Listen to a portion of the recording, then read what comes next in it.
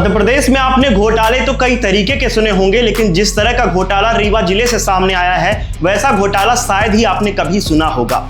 इन तमाम खबरों को देखकर ऐसा लगता है जैसे मध्य प्रदेश घोटालों का प्रदेश बनता जा रहा है और रीवा इसकी राजधानी। हालात ऐसे हैं कि अब लगभग हर एक विभाग घोटाले की चपेट में आ चुका है। यह घोटाला शिक्षा विभाग में हुआ, जहां रीवा जिला शिक्षा अधिकारी कार्यालय से एक काल्पनिक महिला को पहले पैदा किया जाता है, फिर उसे शिक्षा विभाग में नौकरी दिलाई गई और फिर उसे मारकर उसकी जगह पर उसके बेटे को नौकरी दे दी जाती है। इस तरीके से अनुकंपा नियुक्त में नौकरी पाने के लिए किसी ने अपने मां को मार दिया तो किसी ने अपने बाप को। आगे हम चर्चा करेंगे कि आखिर रीवा शिक्षा विभाग द्वारा इस घोटाले को कितनी बुद्धिपूर्वक अंजाम दिया गया, लेकिन इससे पहले आपको बता दें कि यह वही रीवा है डिप्टी सीएम राजेंद्र शुक्ला वाला, जहां कभी करोड़ों रुपए का चावल घोटाला होता है तो कभी फर्जी हस्ताक्षर से जमीन ही बेच ली जाती है। रीवा शिक्षा विभाग में हुए घोटाले में मजे की बात यह है कि जिसके कार्यकाल में यह पूरा घोटाला किया गया, जिसके हस्ताक्षर से फर्जी नियुक्ति की गई और जिस पर मोटी रकम लेकर नियुक्ति करने का आरोप लग रहा है, उस व्यक्ति को ही इस घोटाले की जांच करने का जिम्मा दे दिया जाता है। यानी यूं कहिए कि रीवा जिले में बिल्ली को ही दूध की रखवाली मिल जाती है। 11 अप्रैल 2025 को रीवा जिला शिक्षा अधिकारी कार्यालय से एक आदेश जारी किया जाता है, जिसमें रीवा के त्योंथर निवासी ब्रिजेश कोल को अनुकंपा नियुक्ति देने का आदेश होता है। रीवा जिला शिक्षा अधिकारी द्वारा जारी किए गए इस आदेश पर उल्लेख किया गया था कि ब्रिजेश कोल की मां बेला कली कोल, जो सहायक शिक्षिका के पद पर शासकीय प्राथमिक शाला ढेरा जिला मऊगंज में पदस्थ थी, लेकिन सेवा काल के दौरान 16 मई 2023 को उनका निधन हो जाता है, जिसके कारण उनके आश्रित बेटे ब्रिजेश कोल को अनुकंपा नियुक्त में भृत्य की नौकरी दी जाती है। इस आदेश के बाद फर्जी तरीके से ब्रिजेश कोल ने अनुकंपा नियुक्त में नौकरी ले ली, लेकिन जब बात वेतन की आई तब इस पूरे घोटाले का खुलासा हो जाता है। पड़ताल की गई तो मालूम चला कि बेला कली कोल नाम की इस महिला ने कभी धरती पर जन्म ही नहीं लिया, ना ही उसने कभी ढेरा शासकीय माध्यमिक विद्यालय में नौकरी की और ना ही कभी ब्रिजेश कोल को उसने अपनी कोख से जन्म दिया। यानी यह महिला पूरी तरह से काल्पनिक थी, जिसे भ्रष्टाचारियों ने अपने खुराफाती दिमाग से जन्म दिया था।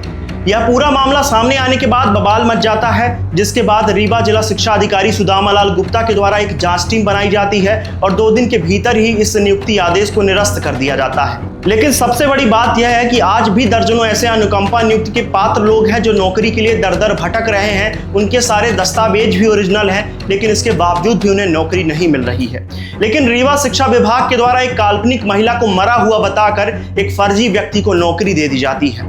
अब सवाल यह उठता है कि रीवा जिला शिक्षा अधिकारी कार्यालय में बरसों से एक ही सीट पर बैठे मठाधीशों का कहीं यह कारनामा तो नहीं, क्योंकि इतनी बड़ी चूक शायद संभव ही नहीं है।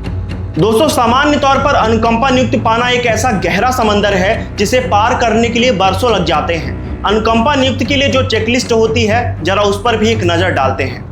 अनुकंपा नियुक्ति के लिए 21 बिंदुओं पर आधारित एक ऐसी चेकलिस्ट तैयार की जाती है जिसमें हर एक ऐसी जानकारी मांगी जाती है जिसे फर्जी तौर पर बनाना नामुमकिन होता है। इस चेकलिस्ट में कुछ मुख्य बिंदु हैं, जैसे मृत्यु प्रमाण पत्र, मूल निवास प्रमाण पत्र, जातीय प्रमाण पत्र, सजरा खानदानी, समस्त आश्रित परिवार का शपथ पत्र, आवेदक का कैरेक्टर सर्टिफिकेट, मृतक शासकीय सेवक की यूनिक आईडी, मृतक के शासकीय सेवा में स्थायी पद पर होने का प्रमाण पत्र और इस तरह के समस्त प्रमाण पत्र को प्राचार्य द्वारा प्रमाणित करना भी अनिवार्य होता है। इसके अलावा सभी दस्तावेज तैयार होने के बाद बरसों से एक ही कुर्सी पर बैठे इन मठाधीशों को चढ़ोतरी भी चढ़ानी पड़ती है, तब जाकर अनुकंपा नियुक्ति में नौकरी मिलती है।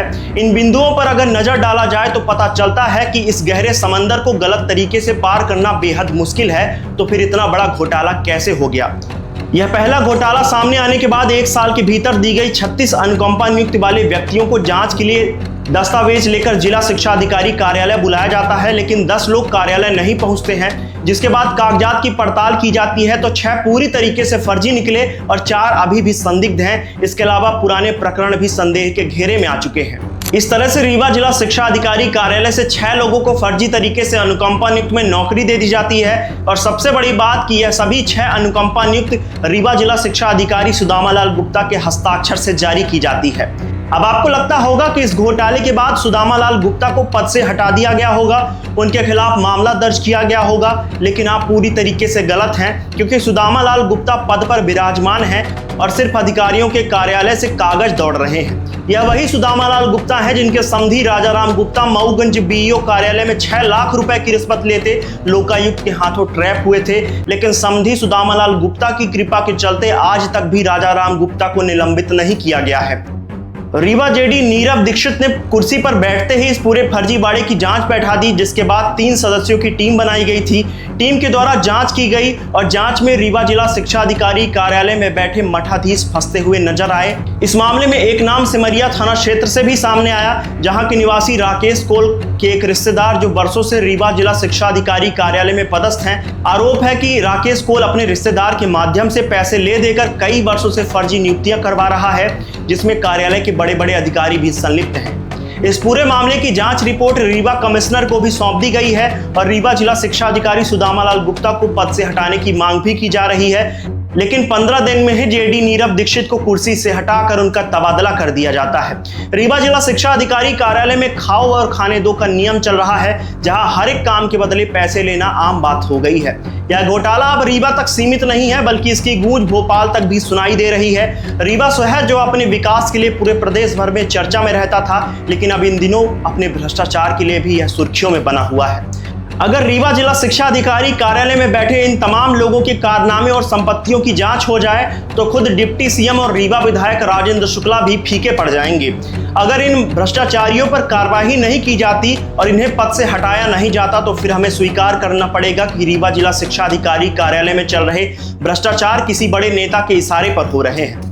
फिलहाल इस पूरे मामले पर अनुकंपा नियुक्त शाखा प्रभारी अखिलेश मिश्रा को कुछ ही दिन पूर्व निलंबित कर दिया गया है। वहीं रीवा जिला शिक्षा अधिकारी सुदामालाल गुप्ता पर भी कार्रवाई करने के लिए प्रस्ताव कमिश्नर को भेजा गया है। फिलहाल अब 3 साल पुरानी तमाम अनुकंपा नियुक्त की जांच करने के निर्देश दिए गए हैं। इसके अलावा 6 लोगों की फर्जी अनुकंपा नियुक्त को निरस्त कर दिया गया है, जिसमें से विनय कुमार रावत, हीरामणि रावत, सुषमा कोल, उषा देवी, ओम प्रकाश कोल और ब्रिजेश कोल शामिल हैं और इन सब के खिलाफ थाने में FIR भी दर्ज कराया गया है। दोस्तों, मेरा नाम है संजय और रीवा में हुए इस फर्जीवाड़े पर आपकी क्या राय है हमें नीचे कमेंट सेक्शन में जरूर बताएं और ऐसे ही तमाम अपडेट्स के लिए सब्सक्राइब करें चीखती आवाजें को। तब तक के लिए धन्यवाद। देखिए, रीवा जिले में व्यापक स्तर में भ्रष्टाचार हो रहे हैं, व्यापक स्तर में नियम विरुद्ध कार्य हो रहे हैं। जिला शिक्षा कार्यालय में फर्जी नियुक्तियों का अंबार लगा हुआ है। यदि इसकी उच्च स्तरीय जांच कराई जाए तो व्यापक पैमाने पर फर्जी नियुक्तियां सामने आएंगी।